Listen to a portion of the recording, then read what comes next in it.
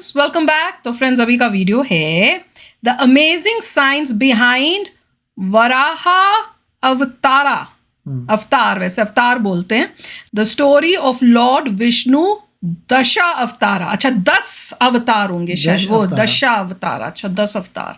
तो चलो friends, video शुरू करते हैं। वीडियो शुरू करने से पहले अगर आप चैनल पर नए हो और आपने अभी तक सब्सक्राइब नहीं किया है तो जल्दी से पहले सब्सक्राइब के बटन और बेल आइकन को क्लिक कर लो, ताकि आपको हमारे सारे न्यू वीडियोस के नोटिफिकेशन मिल जाए जैसे हम अपलोड करें। हमारे जो दूसरे 2 चैनल्स हैं उनको भी सब्सक्राइब कर लेना, क्योंकि कई आपके रिक्वेस्टेड वीडियोस उन चैनल्स में भी आ रहे हैं। उनके लिंक्स हैं डिस्क्रिप्शन बॉक्स में। अगर आपको वीडियो पसंद है प्लीज लाइक एंड शेयर। चलिए शुरू करते हैं। आशा करता हूं आप सब बहुत अच्छे होंगे। मेरा नाम है सिद्धांत अग्निहोत्री। स्टडी क्लोज पे आपका बहुत बहुत स्वागत है। हाल ही में मैंने एक मूवी देखी, कंतारा। मैंने बताया कि बेहतरीन मूवी है, शानदार मूवी है, ठीक है। तो इसमें वराह अवतार के बारे में बताया गया है। मैं आज बात करूंगा वराह अवतार की। अगर आप चाहते हैं कि मैं लेक्चर्स लाऊं जिसमें मैं साइंस को डिकोड करूं, लॉर्ड विष्णु का कोई एक अवतार होगा, वराह अवतार, या एंशिएंट स्क्रिप्चर्स को देखेंगे तो काफी हद तक ये बहुत ज्यादा साइंटिफिक है। हालांकि कुछ लोग कहते हैं कि क्या बकवास है, क्या कहानी है। आप पीछे के साइंस को समझिए, आप जान के हैरान हो जाएंगे। अगर आप चाहते हैं कि मैं स्क्रिप्चर्स को डिकोड करूं, ठीक है, हर अवतार के पीछे क्या साइंस थी वो बताओ, तो मुझे आपको कमेंट बॉक्स में बताना है, ठीक है। मतलब आपको मुझे कमेंट बॉक्स में बताना है, मुझे क्यों बताना होगा, तो आप मुझे बताइए। तो फिलहाल ये जो कहानी थी ये वराह अवतार की थी, ठीक है। वराह अवतार ट्राइब्स में पूजे जाते हैं, है ना। ट्राइब्स में यहाँ पे मूवी भी इसी पे पूरा का पूरा प्लॉट ही इस पे बेस्ड था, कर्नाटक। बहुत ही शानदार मूवी थी। आई होप अभी तक आपने कांतारा मूवी देख ली होगी। हॉल में देखिएगा, मजा नहीं आएगी ऐसे। हमें भी तो हम बात करेंगे वराह अवतार। देखिए, पहले हम कहानी समझ लेते हैं, उसके बाद मैं आपको कुछ हैरान कर देने वाले तथ्य बताऊंगा। कहानी कुछ इस तरीके से है कि विष्णु के 10 अवतार हैं। कहानी शुरू होती है जो ब्रह्मा के 4 सन्स, 4 बच्चे जब भगवान विष्णु से मिलने जाते हैं। आपको पता है ना कि भगवान, देखिए, ट्रिनिटी का कंसेप्ट हर जगह आपको मिलेगा, चाहे क्रिश्चियनिटी में ले लीजिए, हिंदुइज्म में तो है ही है। Electron, proton, neutron, Trinity, 3 numbers. Tesla हमेशा 3 नंबर को लेके बोलता है यही 3 ने पूरी दुनिया को बनाया है, ठीक है। तो there are 3 is a very auspicious number and a very stable number. हम तो कहते हैं 3 तिगाड़ा काम बिगाड़ा। तो अभी आप ये समझिए कि जब ब्रह्मा जो है, ब्रह्मा विष्णु महेश हमारे यहां, अब साइंस में तो वैसे इलेक्ट्रॉन, प्रोटॉन, न्यूट्रॉन के हिसाब से भी देखा जाता है, बट जो विष्णु है वो है preserver. Brahma is the creator. Brahma ने पूरी की पूरी सृष्टि बनाई है, पूरा ब्रह्मांड बनाया है, और विष्णु जो है वो प्रिजर्व कर रहे हैं। And the Shiva is the destroyer, जो है, थे और हमेशा रहेंगे, अनंत, इनफाइनाइट को पता है। जय श्री राम।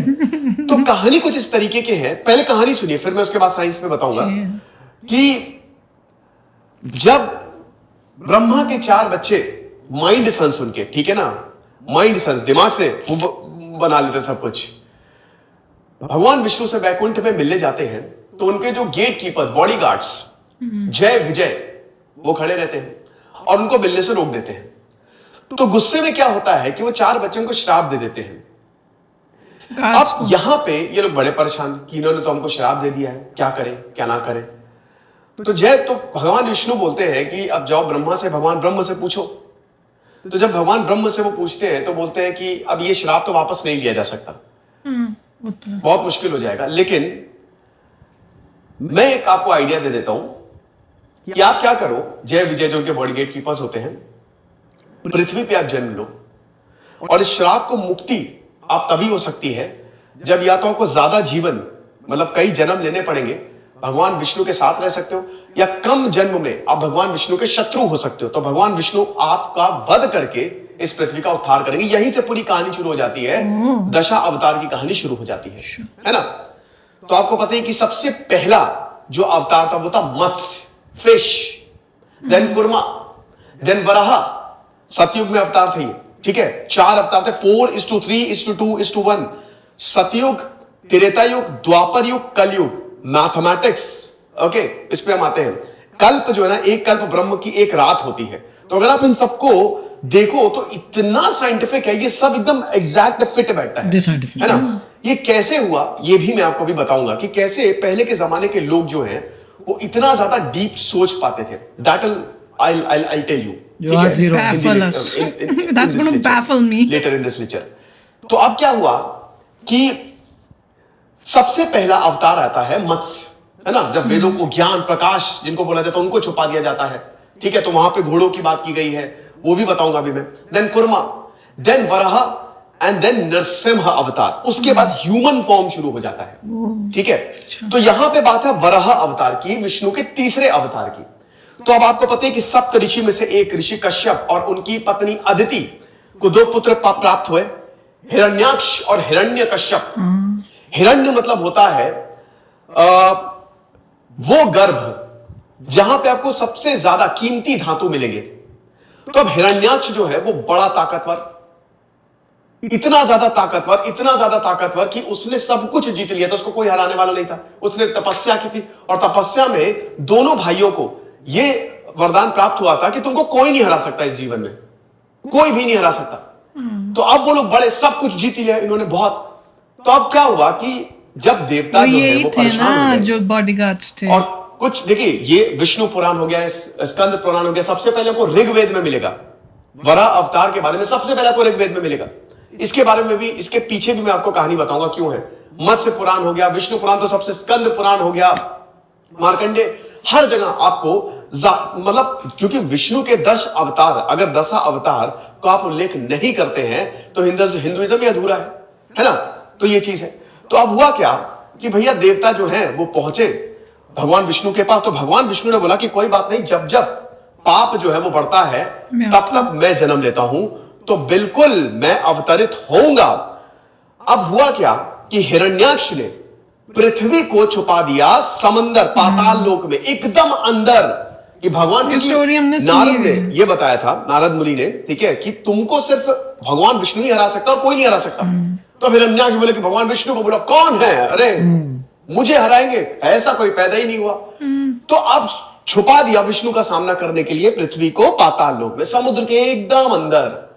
तब हम ये देखते हैं कि भगवान विष्णु जो है वो वराह अवतार के रूप में प्रकट होते हैं, और उसके बाद पाताल लोक से वो धरती को निकालते हैं. आप समझ रहे हो, अपनी टस्क पे पूरा धरती को निकालते हैं. और उसके बाद जब हम ये देखते हैं कि हिरण्याक्ष का वध करते हैं वराह अवतार के फॉर्म में, समझ रहे हो. और देन दूसरा भाई हिरण्यकश्यप, प्रहलाद, कहानी पता ही है. हिरण्यकश्यप भी, मुझे कोई नहीं मार सकता, न सुबह न रात, न बाहर न अंदर, न इंसान न भगवान, इतना घमंड.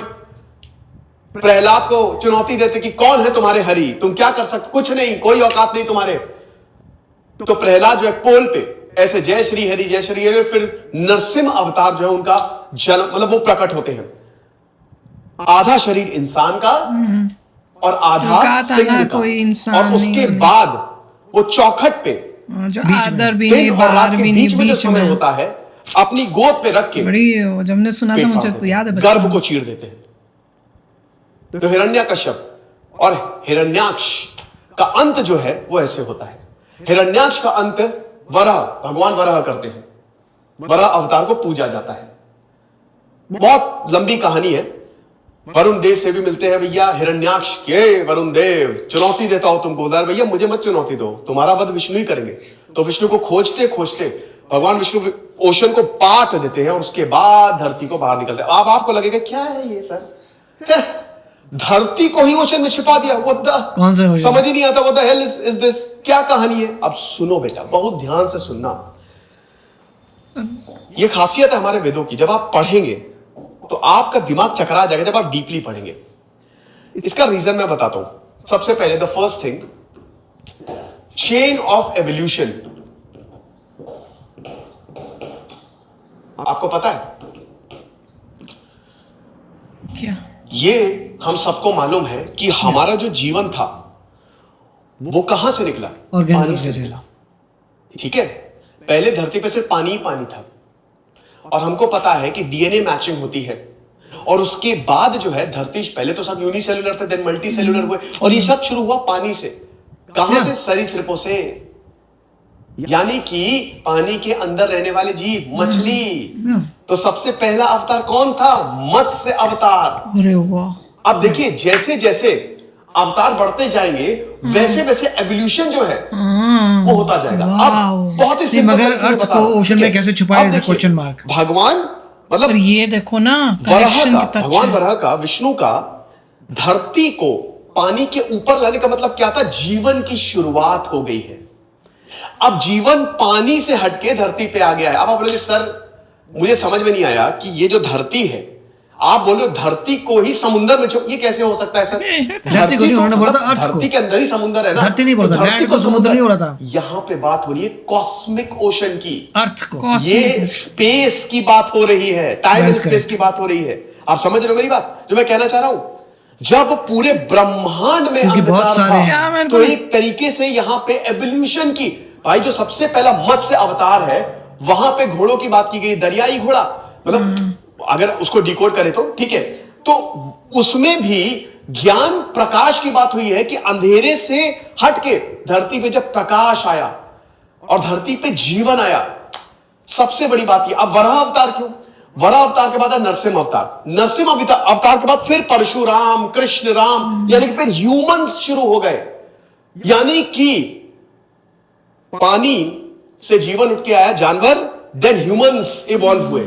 आप समझ रहे हो कितनी बड़ी बात है ये पूरी की पूरी चेन ऑफ एवोल्यूशन को दर्शाता है। और आपको पता है ना कि सुअर जो है वो उनका और इंसान का डीएनए काफी हद तक सेम होता है। अभी देखा था सुअर का दिल ह्यूमन में लगाया गया था, आपने देखा था ना अभी। तो ह्यूमंस और इंसान का डीएनए जो है काफी हद तक सेम होता है, काफी हद तक।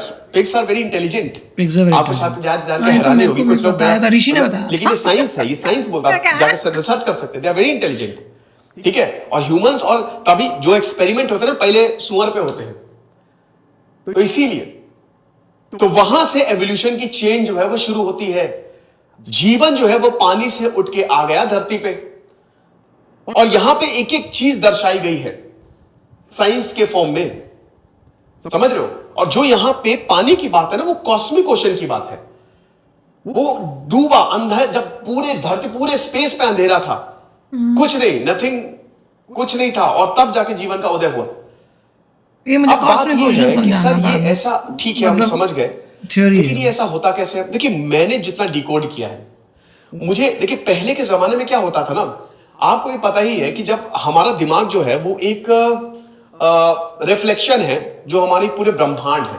अगर आप देखो करोड़ों न्यूरोलॉजिकल कनेक्शन है, हमारे न्यूरॉन्स है, अरबों खरबों न्यूरॉन जो एक नेटवर्क बना रहे हैं, और सब सिंक्रोनाइज्ड है।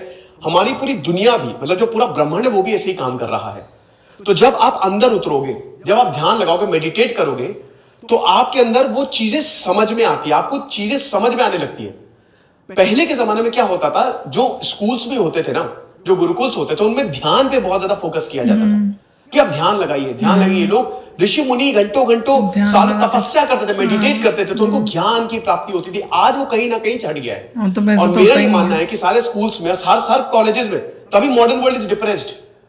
और कहीं ना वेस्ट, देखिए मैं कभी भी वेस्ट की बुराई नहीं करता कि वेस्टर्न एजुकेशन ये वो, वेस्टर्न एजुकेशन में जो अच्छी चीज है वो लीजिए, लेकिन जो बुरी चीज है उसको हटाइए। जहां से भी आपको अच्छी चीज मिल रही है आप उसको ले लो। भारत में, भारत संस्कृति में, भारतीय संस्कृति में अगर आप देखो तो ध्यान पे बहुत ज्यादा फोकस किया गया, मेडिटेशन पे बहुत ज्यादा फोकस किया गया। ये हमारी सॉफ्ट पावर है, अब उसको जाके प्रमोट किया जा रहा है, और पूरा वेस्ट मेडिटेट मेडिटेट मेडिटेट। आपको पता है, तो जब ध्यान करते थे तपस्वी जो होते थे, जो मुनि होते थे, तो उनको ज्ञान की प्राप्ति होती थी। आप अक्सर सोचते हैं कि कैसे इतने गजब ग्रंथ और सब कुछ पहले लिख कोई नहीं बचा, सब कुछ पता चल जाता है, मतलब कोई नहीं बचा जो तपस्या कर सके। आप जैसे जैसे भीतर उतरते जाते हो ना, राज खुल जाते हैं। यही रहा होगा।